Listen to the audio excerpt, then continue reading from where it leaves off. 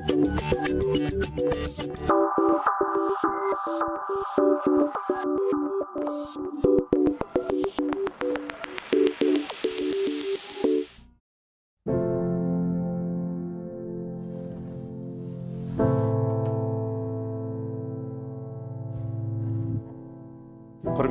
адалдықтың ақ жолына қадам басқан жалынды жастар, бүгін біз адалдық сағатының кезекті дәрісін Сәкен Сейфуллиннің өмірі мен шығармашылығындағы әділдік, адалдық, шындық қағидаларын арнаймыз.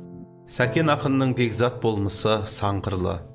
Халқымыздың төліғымындағы 8 қырлы, бір сырлы дейтін теңеу Сәкен табиғатының анықтамасы секілді.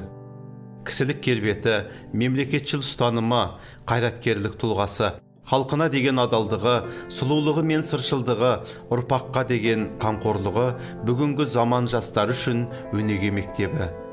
Сәкен Сейфуллиннің сан қырлы күрделі болмысындағы ерекше қасиеттерінің бірі жас ұрпаққа, білім ғылымға деген адалдығы. Сәкен халық комиссарлар кеңесінің төрағасы болған кезінде білім алушы жастарға алғаш рет шәкіртақы тағайындап, қазақ жастары әлемнің мықты оқу орындарында білім алуы тиіс деген идея көтерді.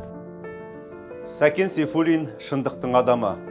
Шындықты айта алмасақ, жазушы болып не керек? Адалын айт. Ақиқатты айтып өлсек арман бар ма? Бұл ұлтын сүйген ұланның азаматтық тұғырнамасы. Сәкен өмірінің соңғы сәтіне дейін осы сөзінен, осы сертінен танбай өтті. Шыншыл болу бала кезден қалыптасатын аса қымбат қасиеттердің бірі. Шындық рухани тазалықтың белгісі. Осы тұрғыда қазақтың ұлы жазушысы, ғұлама ғалым Мұхтар Әуезов Сәкен туралы, оның шыншылдығы, шын жүрек шыншылдығы, сондықтан оның жолы әр адамын санап басатын кісінің жолы емес, ылдиы бар, өрі бар, өмір жолы, ыстық қанды нағыз ақын жолы деп атап көрсеткен. Сейфуллин үшін оқу ағарту ісі қатардағы міндеттер ғана емес, өзекті мәселе болды. Сейфуллинді сол кезең жайлы, ағарту жұмыстарының деңгейі жайлы жазуға өмірдің өзі итермеледі. Ғылым таппай мақтанба, орын таппай баптанба деген абай ғибратын жалғастыра білген Сәкен атамыз қазақ ұлтының білім сапасының жоғарғы болғанын қалады. Енді бір 20 жылдың ішінде қазақ өнерлі халықтардың қатарына кіруі керек. Қазаққа оқу бұрын бір мәрте керек болса, енді 1000 мәрте керек. Оқусыз қазақтың болашағы күні қараңғы. Бұл Саңғылақ Сәкеннің қазақ жастарына деген аманатының бірі болатын. Сәкеннің публицистикалық шығармаларының дені халық ағарту мәселесіне арналған. 1921-1925 жылдарда жазылған мақалаларының жалпы рухы, әсіресе аттарының өзі көп жайды аңғартады.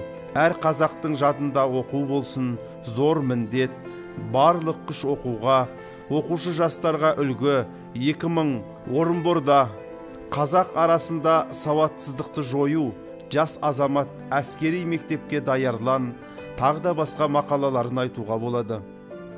Сәкен Сейфуллин өзінің іс-әрекеті арқылы, жазған шығармалары арқылы отан алдында, ата-анаңның алдында, ұрпақ алдында адал болуға шақырды.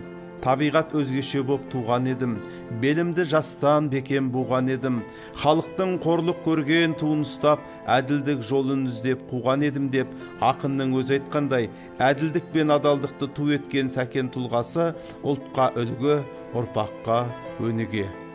Ананы аялауды, бабаны ардақтауды, әкені құрметтеуді, үлкенге ізетті, кішіге мейірімді болуды өмірлік принципіне айналдырды. Ізденпаздығы, еңбекқорлығы, жігерлілігі мен жаңашылдығы, әділдігі мен адалдығы арқылы өзгеден ерекшелене білді. Оны мына бір өлең жолдарынан анық байқаймыз. Бақытқа жол ашық сезілсін, әділдік жаңа заң түзілсін, жойылсын құлшылық кемшілік, жасасын әділдік теңшілік.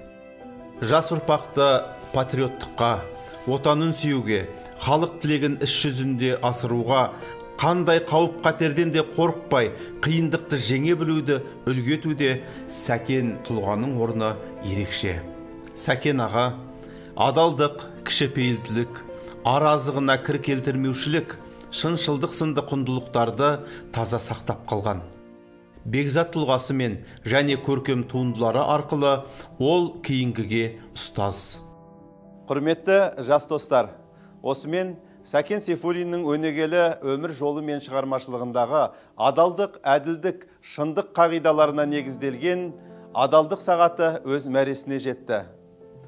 Сәкен армандаған, Сәкен сенім артқан, адалдықты ту еткен, ақиқаттың алдаспанын жарқылдатқан қазақ жастарына ақ жол тілейміз.